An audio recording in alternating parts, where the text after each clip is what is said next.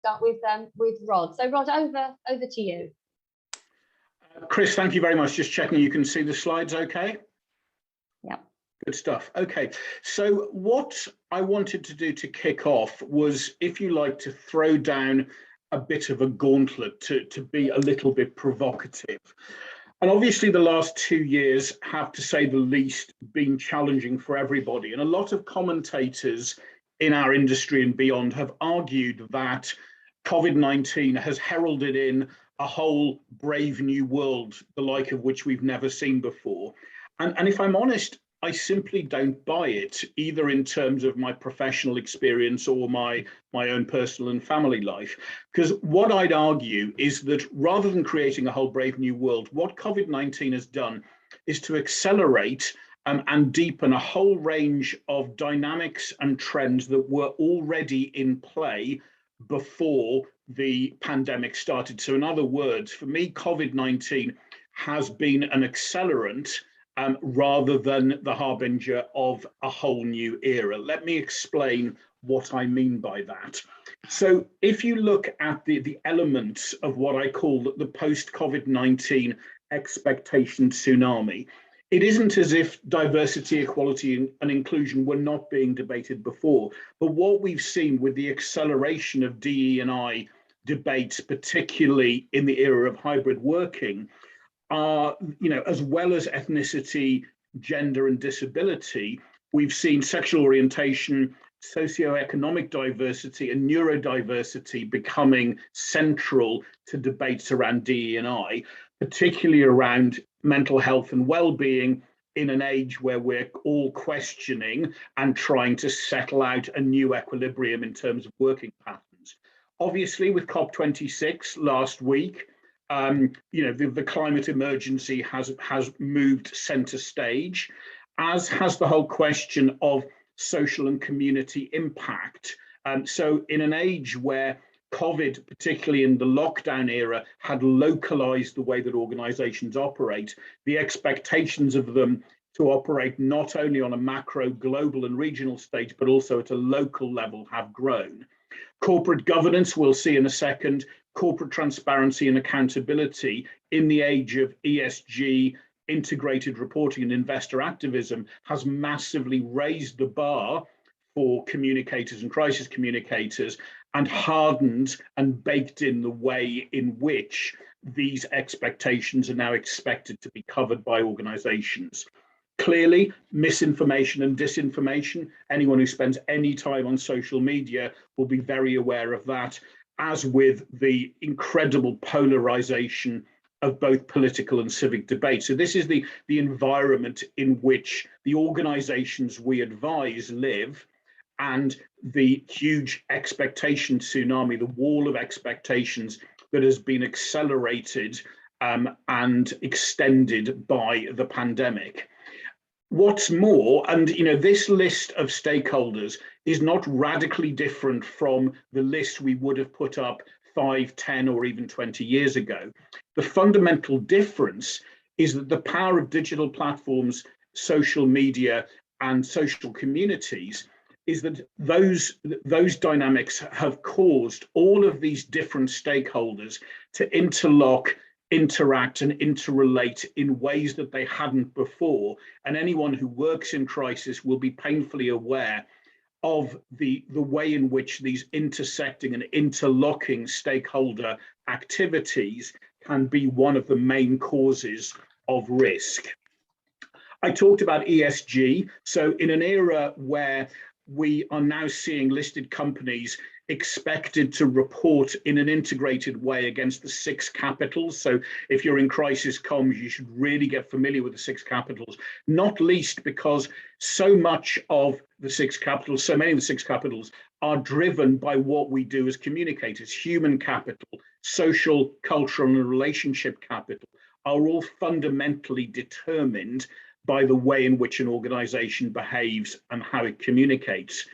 And you could say, well, that's limited to the listed sector, but that's not the case. I think with the rise of B Corps, including many in our own industry, you're seeing those expectations of structured reporting of value and a structured approach to risk management being baked in, even if you're not a listed company.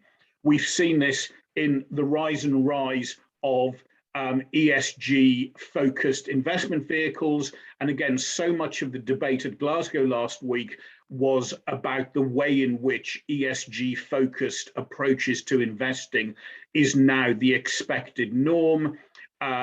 We've seen with the tools that are being used to assess risk, like the SASB matrix, you're seeing risk being baked into the way in which organizations approach risk. So as I say, a hardening and a deepening of the way in which risk, resilience, and crisis management are baked in to the way an organization thinks.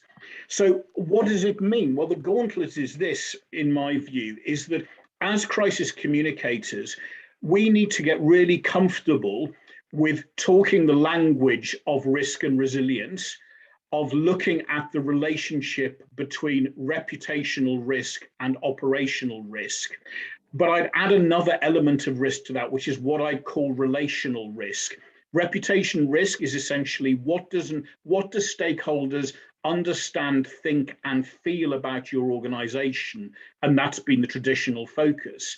But relational risk is about what will they do, how will they behave and act differently as a result of those thoughts, those feelings, and those perceptions. So thinking about risk in a rounded way that looks not only at reputation, but also at relationships. So there's a huge opportunity. I haven't updated this for yesterday's World PR report, but last year found that there was no discipline which saw a greater increase in demand than crisis counsel, with corporate communications right up there as well. Again, last year's figures, crisis counsel seen as one of the key future skills for the next decade in the ICO Global PR report, with strategic consulting and corporate reputation also right up there.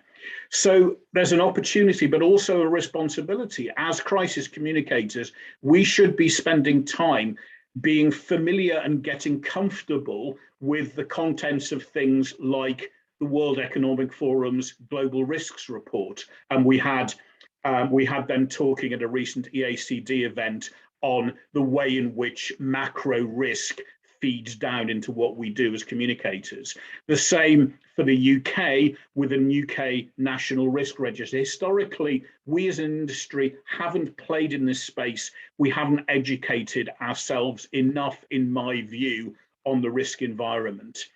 And then the final thing we need to do is to frankly get innovative in ways that are truly business relevant, not just to the comms function, but to the C-suite as a whole. Chris kindly allowed me to showcase a little thing I built last year. It's a model called Matchfit. It's a 5-part modular tool which allows you to identify, mitigate, and manage reputational risk. It's in 5 parts. It includes, top left, an algorithm-based online self-assessment tool which allows you to assess your state of crisis comms readiness against 40 points of proven best practice, throwing up percentage scores and Google star ratings, which allows you to do 2 things. One is to invest in resilience building because you've actually measured things, and also to create a measurement baseline to measure improvement. And there's also a management consulting style workshop where you can assess your macro risks and your micro scenarios against probability of occurrence and reputational impact.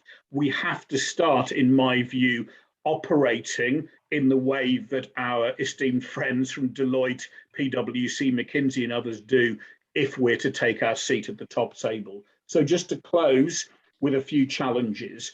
One, we've got to get familiar with the true meaning of crisis, not automatically as a disastrous endpoint, but as a turning point. We need to really understand the business operations and financials of the client organizations, not merely the comms facets of them. We've got to get really comfortable with societal and cultural context. As I've said, we've got to talk the language and walk the walk when it comes to risk and resilience, not just comms and reputation. Looking at what I call the yin and yang of reputational, operational, and relational risk. We've got to be systematic and measurable about how we assess risk and plan for the future based on scenarios. And we've got to look at the dovetail between systems and processes on the one hand and what I call human preparedness on the other. So there is a huge opportunity, but a huge responsibility if we're going to step up and be able to take that opportunity. So Chris asked me to throw down a provocative gauntlet. I've duly done so. Happy to take any questions on that now or to leave them at the end, Chris. Entirely no, we'll see if we have. I mean, you said the word step up. That was exactly what was going through my mind as you were outlining those challenges, because often PR professionals, we feel we're outside the door when the decisions are being taken. And I always get the impression, Rod, you're saying we should be charging through the door. Our time has come. Would that be a characterization? Yeah, I mean, I don't think we should be charging through by earning the right to be on the other side of the door. And I think we do to some extent already, but I think we allow ourselves, by dint of lacking some of the things I've talked about, we allow ourselves to be pigeonholed exclusively into the comms function. And that isn't a problem on one level, but if we want to really move up the value chain, we have to get into an integrated place, helping the comms function to take its place at the top table rather than being left downstream by the board. Excellent. Somebody is asking about more information on the Matchfit framework. Rod, is that something that we can refer people to? Is it something on a website? Yeah, I mean, this wasn't meant to be a sales exercise. Since you ask, people can just get in touch, but it's on my website as well. So just if people ping me directly, I can give them more details of that. Fantastic, thank you, Rod. Joe, over to you. Thank you so much for agreeing to talk to us about your experiences with New Zealand and COVID-19. People still very, very keen to learn the lessons. So over to you.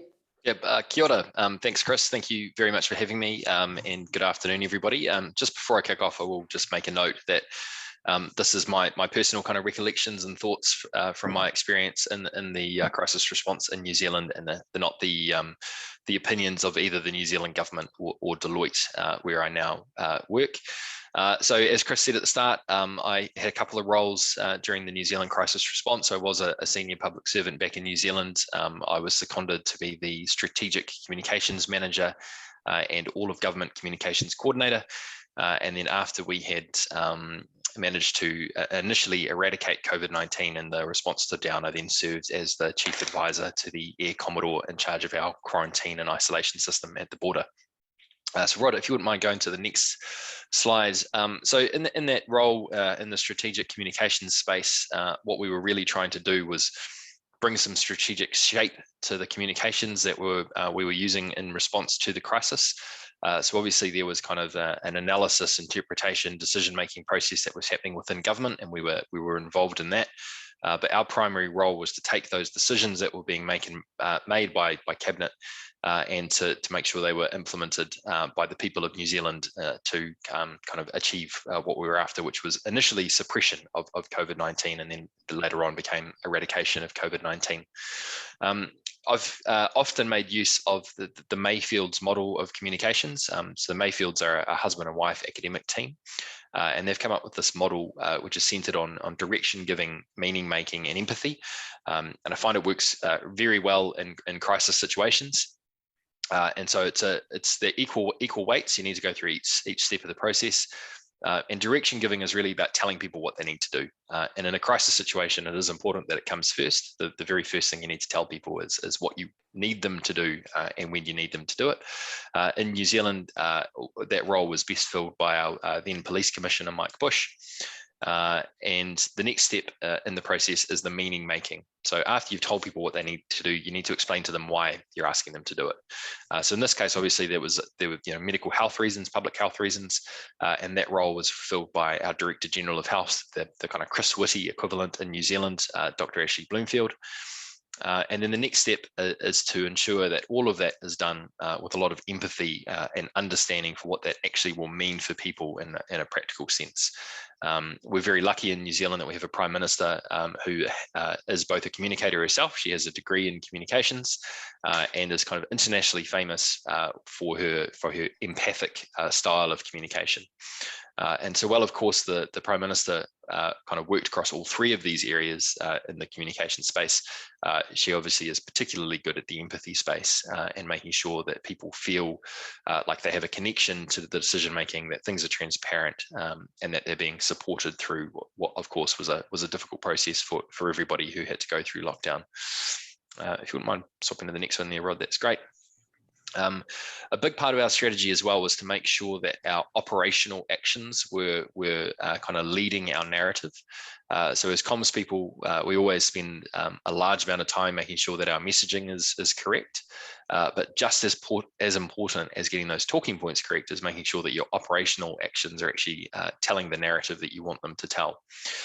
So on the left-hand side there, we've got the Prime Minister. She's at home. She's actually in bed, and she's doing a Facebook Live to about 50,000 New Zealanders on the first day of the lockdown, just kind of answering some questions and connecting with people. So very much in that kind of empathy and explaining why space, helping people understand what's happening to them, and helping giving them that empathy and sense of comfort.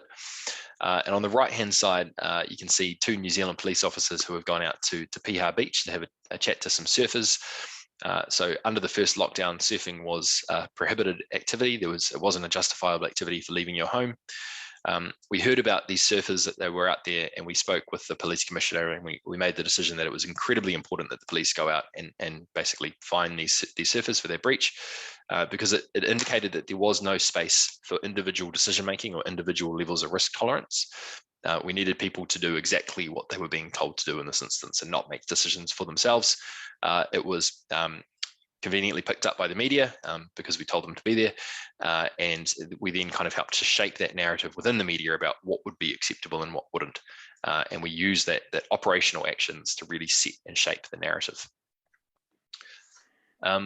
The other thing which we tried to use as much as possible was social modeling.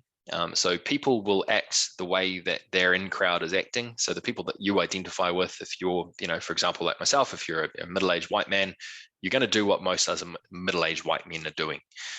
Or if you listen to heavy metal music, you're going to do what most other people who listen to heavy metal music do. A good example of this was the initial police messaging was very focused on what they were proactively doing to enforce compliance. The police obviously want to tell that story. They want to make it look like they're doing a good job and they're out there proactively policing. What we asked them to swap it around to was actually not talk about the numbers of people who weren't complying, but to talk about how many people were complying, which is where we wanted them to focus. And so while the initial kind of media narrative was talking about the number of people who had been fined or arrested or talked to by the police for failing to comply, we changed that around, got the police commissioner to talk that saying, actually very, very few people aren't complying. We're not seeing very many instances of this. People are doing what we're asking them to do. And it very quickly changed the narrative for us. And the media kind of dropped the storyline of people needing to be spoken to by the police, and that there were kind of large groups of people not complying with what we were asking them to do. The other thing we were very, very focused on from a kind of internal point of view in terms of how we were organizing our communications is that we weren't working as kind of communications as a service at the end of the line. So we weren't allowing kind of policy, leadership, legal and operations to make their decisions and then kind of deliver us a bundle of things that needed to be communicated. We were very heavily involved in those spaces in between to make sure that we were shaping what leadership was thinking about and how they were thinking about it. We were then shaping how policy was thinking about giving effect to that leadership intent. We were working with legal to understand what we could and what we couldn't say, and where our kind of opportunities were. And then we were working with operations, kind of as I've alluded to make sure that we were both understanding what was happening on a day-to-day basis, and also shaping those operations so that they were aligned with the narrative that we were trying to push out to the public. And I think this is a key thing for people working in crisis. You can't allow comms to just be a tag on at the end.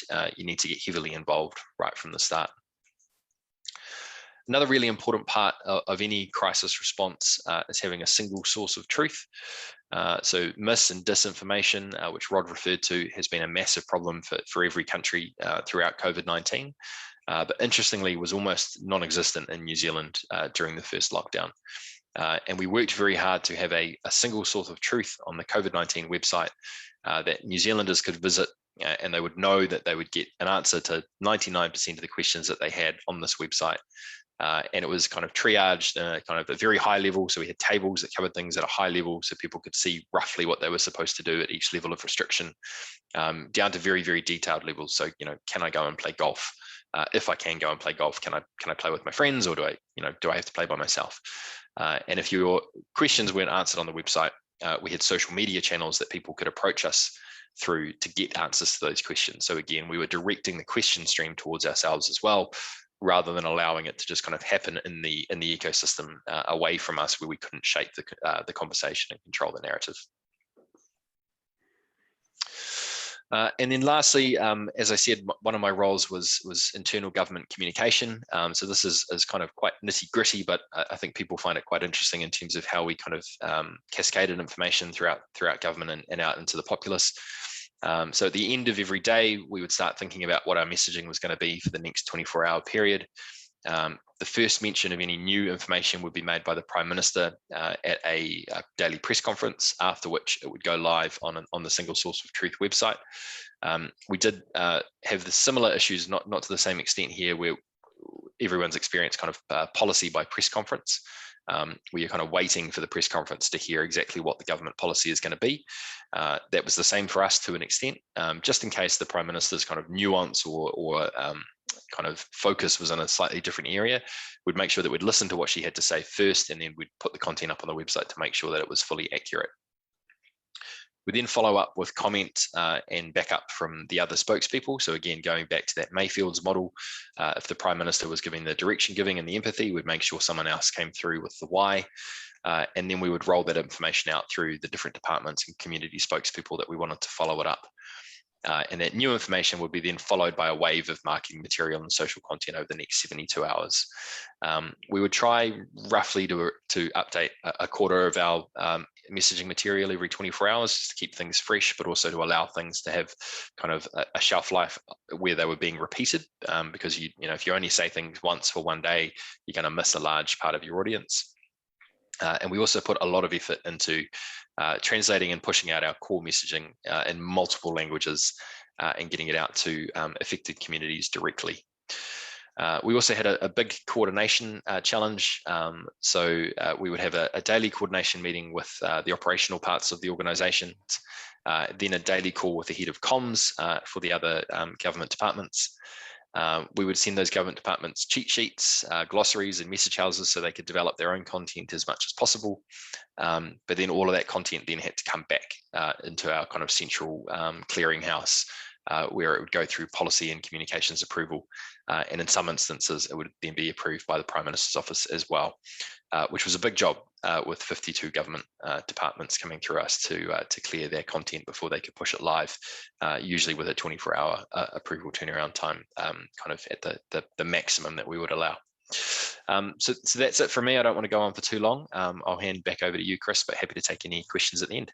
That was fantastic, Joe. I was making notes as I was going along. It was all classic stuff, and so interesting for me to also to see, starting with an academic model, which I thought was a real insight. But there's so much there that we can take away. There were some questions coming into the Q&A box. There was a question from Francois for you, Joe, about the relationship with the media during this time to ensure they weren't always actively and persistently sharing bad news to New Zealanders.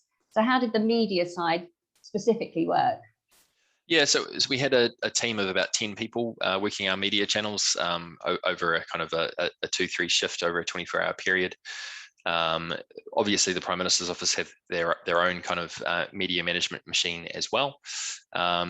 We pushed as hard as we could to get those good stories out, but it's the media's job to cover the negative as well, and to make sure that they're holding government to account. So we didn't worry too much about that. What we tried to do was respond in a really timely way to any issues that they raised and make sure that they were dealt with. And again, this comes back to that importance of communications working well with operations. So if we heard about something that wasn't working well operationally, we kind of took responsibility for making sure that was fixed by operations. So then we could go back through the comms channels and make sure that it was fixed. One of the probably more interesting things we actually observed in New Zealand was because the press conferences were live streamed, there was actually a large pushback against the media from the general public, who felt that the media were being unfair to the Prime Minister and the other spokespeople during their questioning. They felt that their questioning was a bit too abrupt and a bit rude at times. I think that was just because they're not used to actually seeing the kind of the nitty-gritty of a political press conference. But it was interesting that the public perception was that they were being a little bit too rude. But the Prime Minister actually came out and defended them a couple of times and said, no, this is the game, that's fine, and all's fair in love and war. Gosh, that is interesting, and how the relationship between government and the media and the public was affected by seeing all that. It's almost like the lid has been lifted. That's a really interesting point. There's a comment here from Tamima. Your Prime Minister had empathy, but how did the comms team help encourage this with other stakeholders? Yeah, we didn't have to do too much of that, because one of the things we highly recommend in a crisis is you limit the number of spokespeople that you're using. So we did limit the number of spokespeople that we had to initially just the 3. So the Prime Minister, the Police Commissioner, and the head of the Health Department. Empathy probably is a little bit more of a New Zealand trait than it might be in some larger countries. We are a small place. We feel quite connected to each other. But you can also teach empathy as well, right? So you can talk to your spokespeople and say, look, okay, here are your top 3 messages. This is the one that's about direction giving. This is the one that's about meaning making. And this is the one that's about empathy. And just make it really clear to them. So I don't think try to hide it from them. You say, this is our strategy. This is what we're trying to achieve. And here are the 3 messages that you're going to deliver to achieve that. And so you can give it up to them on a plate if you need to. Yeah, so you're helping them do that role. You're giving them what they need. That's interesting insight. Just take one more question before we move on to Mark. On the Mayfield model, is the Mayfield model primarily used by public sector organisations? I'm thinking of crises that might not require the direction giving stage. Any view on Mayfield and how widely used it is, and whether it works for organisations in all sectors? Yeah, no, I think it does work. It's more crisis specific rather than industry specific. So I think there are always, in any crisis, there are people who need to be given direction. So if you think about the Deepwater Horizon spill and disaster, probably the general public didn't need to be given direction, but people living on the Gulf Coast absolutely did need to be told what to do. People who wanted to volunteer needed to be told what to do. The families of the survivors and the people who died needed to be told what to do. So there is, it's obviously going to change by audience segmentation, but I think there is always the need for just some degree of direction giving, and also within the crisis leadership team and the people who are actually directly giving the crisis, senior leaders need to give direction to those people as well, and also need to give them the why and the empathy. So it's not always something you need to push out through the general media, but it will always be part of your communications. Yeah, I mean, other crisis communication models talk about the adjusting and instructing information. Adjusting being how you psychologically condition people to deal with what they're faced with, and the instructing, exactly as you say, what do you need to do, if anything, depending on what stakeholder group you're in. So some great questions there. Mark, let's move on to tell us what Deloitte is seeing and working on at the moment in this field. Happy to, Chris. Before I go into the slides, and Rod, you can take the slides off the screen if you want. I was just going to share a story with the group, actually, that encapsulates, I think, all at once the 3 points Joe made about those aspects of crisis management. So direction giving, meaning making, and empathy. It goes back to the story. I'll just take a quick minute. the story goes back to the tsunami that hit Southeast Asia about, I think, 10, 12, 15 years ago. It involves a chap called Andy Coslett. Andy Coslett was around the time appointed as chief executive of Intercontinental Hotels Group, which is a large FTSE 100 hotel and leisure business. On Andy's first day as chief executive, he was due to turn up at the headquarters in Denham, outside Essex, 9 o'clock to meet, to meet his new colleagues and start his new job. By about 9:30, 10 o'clock, no Andy Coslett. Around 11 o'clock, his new EA, who had prepared a very tight schedule to meet all of the finance managers, the MDs of the business, still no Andy Coslett. And around about lunchtime, so 3 hours late, they started to panic and wondered what had happened. In the between time, what had happened is they eventually discovered that Andy, a week before, had decided to book himself a flight to Bangkok. He had read in the papers that their Bangkok Intercontinental Hotel was a central place for rescue location for people made homeless by the tsunami. He said to himself, if I want to be anywhere in the world right now, that's where I want to be. The reason I want to be there is because the purpose of hotels may be at times about having a nice place for a business meeting or even a holiday, but really our real purpose is to provide accommodation, safety, protection for those that need it. And I want to stand shoulder to shoulder with my employees as they, go above and beyond. So he related this story to me when I did a short piece of work for him, but I think that encapsulates and crystallizes leadership and crisis leadership in one go. And nowadays, I think those skills and qualities are just as important in non-crisis situations as those that require that that level of empathy, intuition, and direction. So part of what we do all the time is process-led and system-led and risk assessments, but a lot of it is about just that human impact you can have and sending the right signals and behaviors. So something to bear in mind just as we get through this. Right. If you want to... It's that creative approach, it's that strategic approach. It's different from business as usual. Yeah, good point.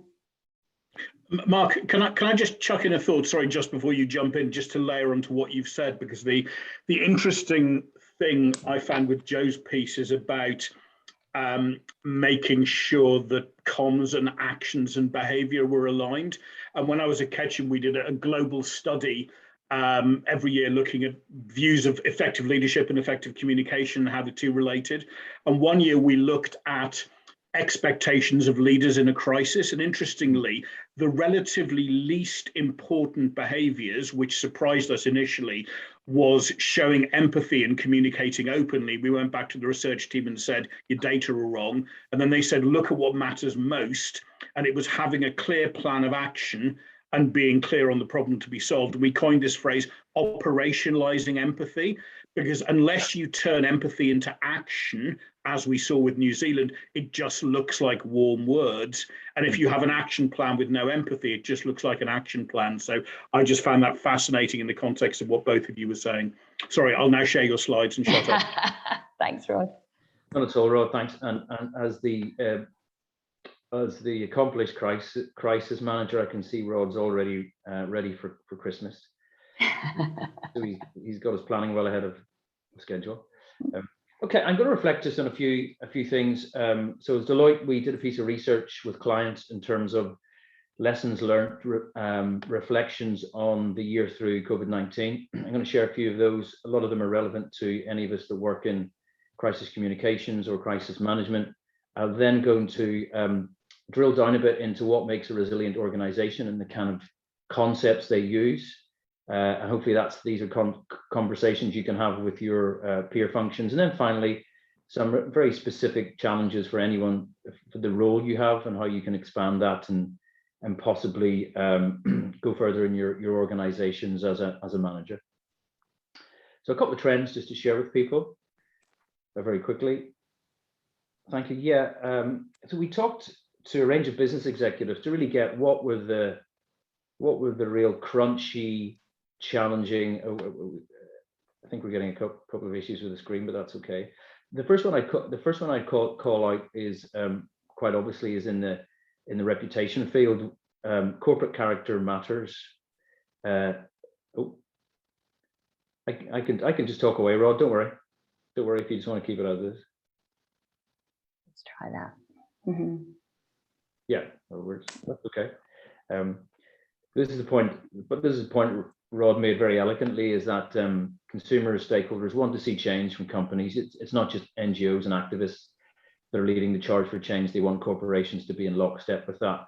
And that idea is very critical then for anyone who's managing reputation in good times and in bad. Supply chains then are in the news constantly today because of the global supply chain network is slightly fractured.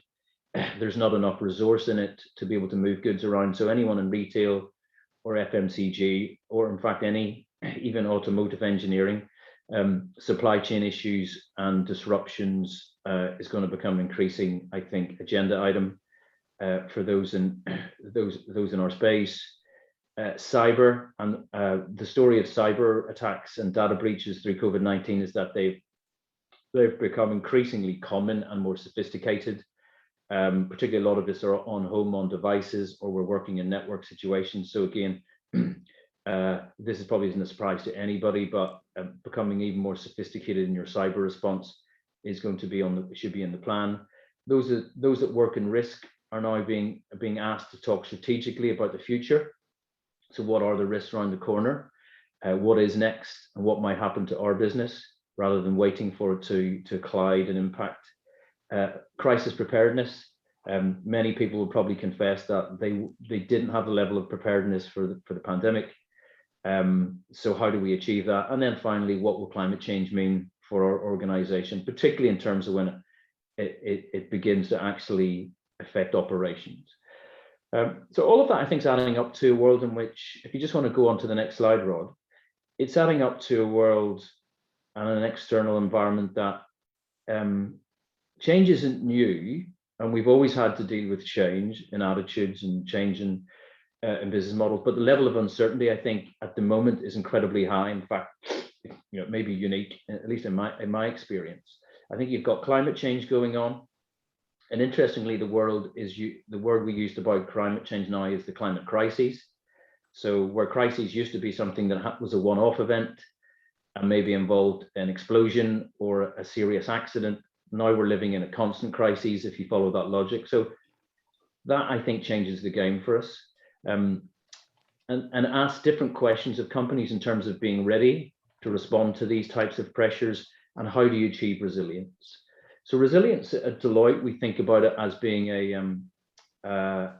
it's an ability for an organization to thrive before, during, and after adversity.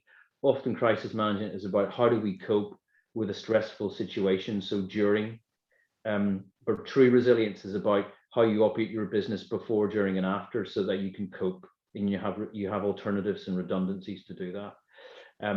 We did a piece of work with the National Preparedness Commission and Cranfield University. I would recommend, as Rod has already said today, go and read, if you can, the National Preparedness Strategy document, which sets out the major macro risks affecting the UK in the next 10 years. You may not think all of them will be relevant for your business, but it tells a story of the future, and that's very important.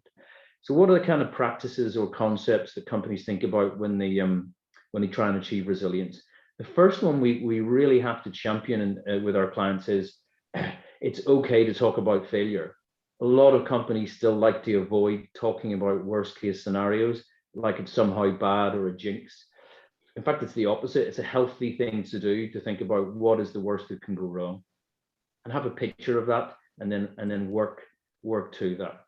The second piece is about, and Rod's covered this, is about connected impacts. So often the impacts are a lot more than just bad news coverage, poor sentiment in social media. It's actually, what is the effect on investor confidence? What is the effect on our customers and their ability to live or go about their lives? What is the effect on the natural environment? So think about impacts from the widest possible lens.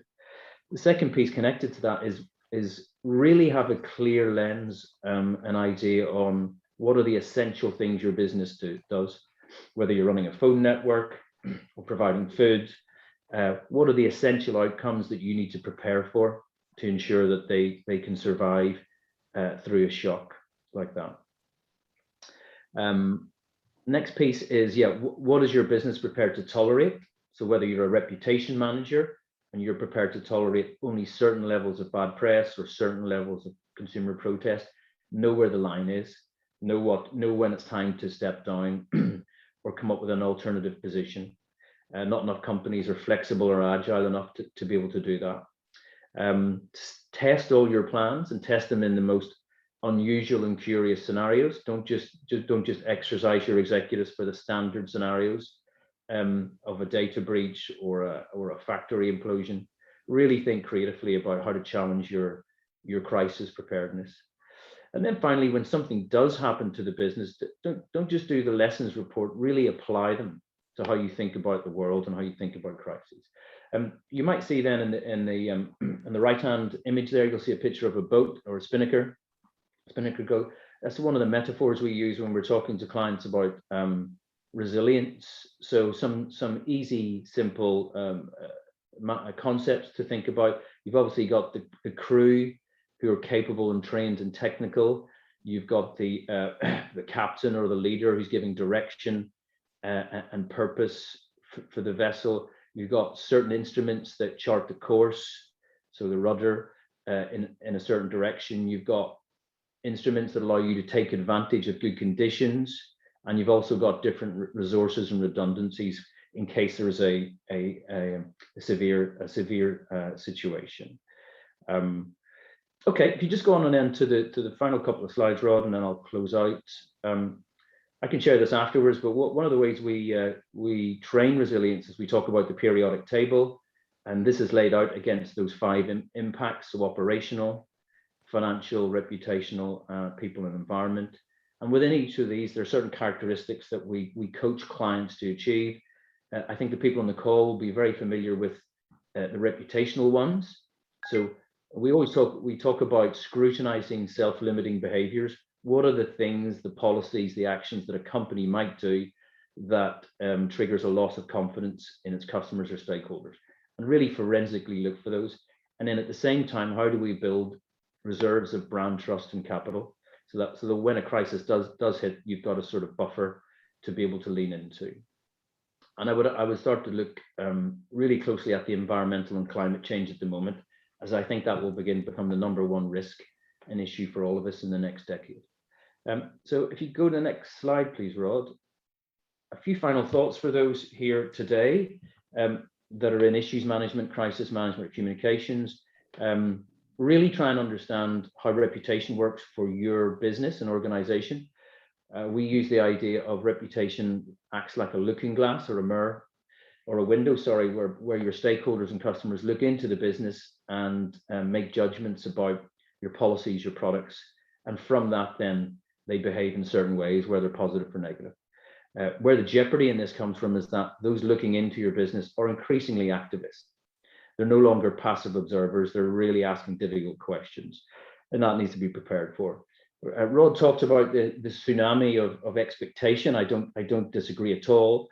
I think the job for all of us in this webinar is to spot those little tiny ripples or those early little waves when attitudes change, sentiment changes on issues or your sector, so that you can get ahead of it early. That's part of the job.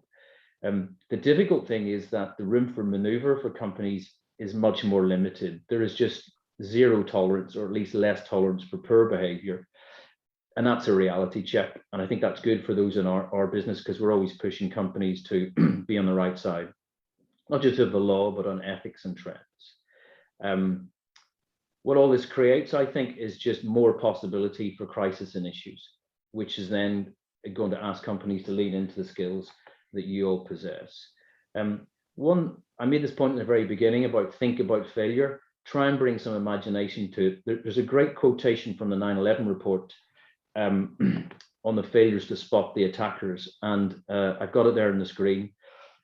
And it is actually quite right. Those of us that run sort of crisis scenarios and crisis planning, it's not always in imagination. It's not always in the gift associated with risk Often we're very linear, very standard, very predictable. So bring imagination into what we do. Ask 2 questions all the time. What if this happened, and what next? What is around the corner? And accept that you will always have blind spots, and that's okay. What your job is to try and prepare as much as possible. And then we get better at spotting what's often in full view of us. So that's all I have really to share today. Hopefully some of those thoughts struck. If there's time, I have a really quick example, Chris, but if you want to just go to questions, that's fine with me. Well, we have got some time there. I just want to say on that quote, Mark, it's almost like how to spot the black swans, isn't it? That quote about the need for imagination. Would you agree with that? Yeah. Think the unthinkable. Yeah, I mean, companies always still say, this will never happen to me. This will never happen to us, no way.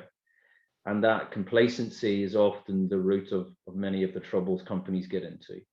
And so the job, I think, of the crisis manager, the reputation manager is to imagine that it will, not if, but when it will happen. And are we ready, and can we withstand the impacts of that? Excellent. Just there's a question here, actually, Mark, just if I can find this one here from Moira. Actually, it's to the panel, but I think it particularly addresses what you were talking about. How do you ensure that communications doesn't revert back to being an add-on after the COVID crisis? Because a lot of what you were saying, I think we've had that opportunity to step up. How do we maintain that momentum? How do we maintain the position we've acquired? Well, I think it's highly achievable. Really, I think it comes down to 3 things. Number one, the goodwill or the capital that most crisis teams have built during this with their executive teams. It's now something to trade in. So you've got an enhanced role, or there's greater value. I'm sure board members are saying to their comms teams, thank you so much for being there. So trade in on that capital. 2, apply some of these ideas. So how do we get ahead of the next challenge? What do we need to change? What mindsets do we need to change? Can you lead that process rather than operations or risk? And then finally, I think it's how you conduct yourself as an individual. Put your hand up for running slightly, going around the business and sharing those lessons, being involved in slightly different sort of longer term projects, so that you get that kind of, and bringing maybe more data to sort of setting out that picture of what the next risk or challenge could be. So yeah, I'd be very confident that there's a lot of opportunities for many people. And perhaps, an onus to step a little bit out of our comfort zone, as it were, and get involved in those more strategic, operational, risk management type issues in a way maybe we haven't done previously. Yeah, I mean, I think a crisis manager in the next 10 years will have to be fluent in climate change, risks and resilience, and fluent in cyber and data, and then be able to run, a really strong program so that your organization is capable, and then testing that organization and then responding to live issues. So it's a really dynamic place to be, I think. Excellent. It's a great question here from Christian. Oh, sorry, Rod, and then I'll come to Christian. Can I just add a 4th to Mark's list, which is back to the point about language, is that I think what COVID has done is that in our daily lives, we've become much more familiar with risk as an idea. And I think as long as we keep talking just about reputation, then we will continue to be pigeonholed into comms alone. Whereas if we start talking more about risk, that exposes us to different parts of the business that we haven't historically always been. So I don't think the language thing is merely semantics. I think it's fundamental to what Mark was saying about being seen to be strategic and making yourself available with language and insights that aren't merely reputational and comms focused. Okay, Mark, here's a question here from Christian. What, if any, role do you think employees have during a crisis, and how, if we can, should we leverage them? Well, maybe Joe could pick that one up, but I think there's no question that if you're working for a large organization with tens of thousands of employees, I mean, they should be a priority stakeholder in what you do in terms of information sharing. I mean, they're clearly a conduit to all of their connected networks. So if you've got a high-profile brand or product that's in the news, clearly they can distribute messaging. If it's something that's very sensitive or confidential, then that's a risk you need to manage. It really sort of depends on the situation, but I think employees want to be involved with solving the problem. You know, they're not somehow independent to it, and that's a positive thing. So really, it's probably down to context and then what the specific issue is. And of course, they're highly credible in terms of the organisation, clearly, to all other stakeholders. Joe, what's your perspective on employees? Yeah, I think I would just add to what Mark had to say, just say that they are, it's essential that you get your internal comms right. I think 5 or 10 years ago, you know, internal comms was kind of being seen as a little bit of the lighter side of comms and a little bit maybe easier and less important. And I think COVID has really changed that. And I think, you know, especially if you're facing an existential threat to the organization where people's job security may be on the line, then that internal communication becomes incredibly important. And it's very easy for senior leadership to get externally focused during a crisis. So having someone who is at the senior level responsible for that internal communication, I think is really important. Yeah, good point. I think you're right. Senior leaders do jump more to the external and forget the importance of the internal. Just looking here for other questions we've got here. There was a great question from Lucy, I think. Let's see. Is that on the Q&A box? Yeah. Let's see if I can navigate down to that here. It was here, and now I can't see that, Mark. Can you remember the the question is, can reputation management help prevent an issue becoming a crisis? I mean, absolutely. Yes, here we are. Absolutely. I think the difference is you can have great plans, processes, systems in place, and that does matter. I think it's your antennae for what are we dealing with here? What is the severity? And often that's a reputation management call. Then operationalizing a very slick, smart, quick response. That's the crisis management. So those two working in hand. I think also reputation management, if it's done really well, you will have you'll have a good sense of where your stakeholders are on certain issues, and you'll have a sense of, I talked about tolerance and appetite, you know, where is the line you don't cross, and having enough credibility in the business to say, right, we're exposed, we don't need to be in this position, this is going to destroy our trustworthiness, so we need an exit, or we need to come down, or we need an alternative. Yes, I absolutely do believe that.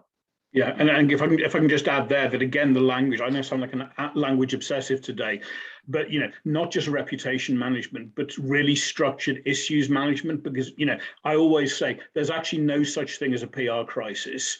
Crises, all 99% of them stem from a combination of leadership structures, decision making, governance, and culture.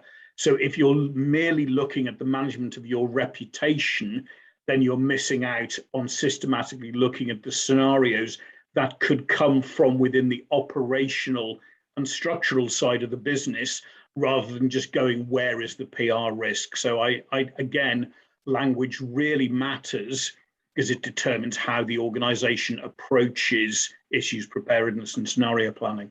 Actually, there's a question from Anati on scenario planning. Can you possibly list all the negative scenarios? Should we list all the negative scenarios, or should we seek to do that and then focus down onto just the ones that are perhaps high risk and highly damaging? What do you think, Mark? How do you go through that process?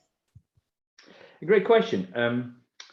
Well, first of all, I think individual risks now don't materialize on their own. A lot of them are happening at the same time, or they're connected. We saw that with COVID. I think you have to have some kind of criteria or measurement or scoring index which really qualifies what are the really serious material worst case scenarios for our business. I would then overlay that with what is important to our business, and that would be critical to our survival. So we talked about essential outcomes. And then, and Joe and I have worked a lot in this space recently, what are those types of risks and issues that really could systemically undermine trust and confidence in the business from all stakeholders? And if you step through that process, you'll probably get to a more defined set of scenarios that you then can exercise in war game. Do that. I think I would do that qualifying first. Rod, I know we've got the last 2 slides. We've got 2 minutes, so I'm going to quickly kind of gallop through those. We will be blogging on them.